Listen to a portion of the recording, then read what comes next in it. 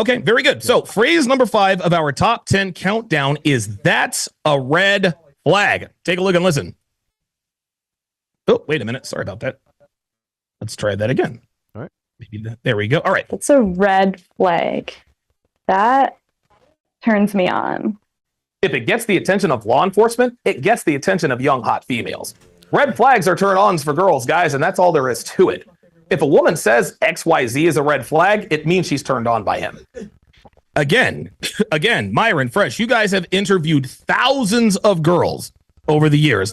And the one thing that is consistent across the board in terms of their mate selection is that they consistently commit to, have children with, and get into situationships with men who have what class? Red flags. And they tell us as much all the time when they talk about why their relationships end or why they're not with the baby daddy anymore. And better than 9 times out of 10, they rattle off red flag after red flag. He drank too much. He was a drug addict. He had a gambling addiction. He had 2 baby mamas, when I met him. I mean, the list goes on and on. So when these chicks are out here talking about, well, that's a red flag, it is important to understand that this means they are giving you the green light to pursue them. Should it be like this? No. That's the way it is. I'll say this about red flags.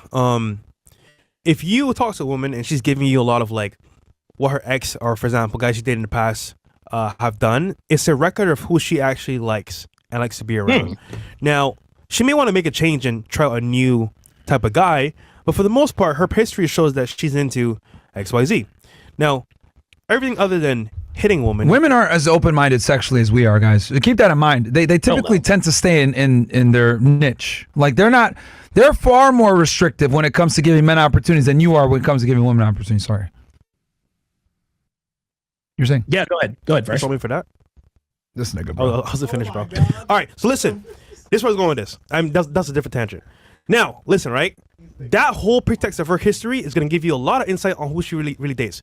However, look at it this way. If a woman wants to actually be with you long term or even see you as a future update, she's going to tell you what you want to hear, as in like, okay, that was my past, here's my future. Right. But look at what she's actually done in the past. The history itself always repeats. Now, she might want to try a new thing, like I said before, but let's look at the deep things here she's saying. She's saying he was an asshole, he would show up late, he would never really take me out on dates, and maybe at the beginning he was somewhat cool, but then turned to that, and she stayed for 4 years.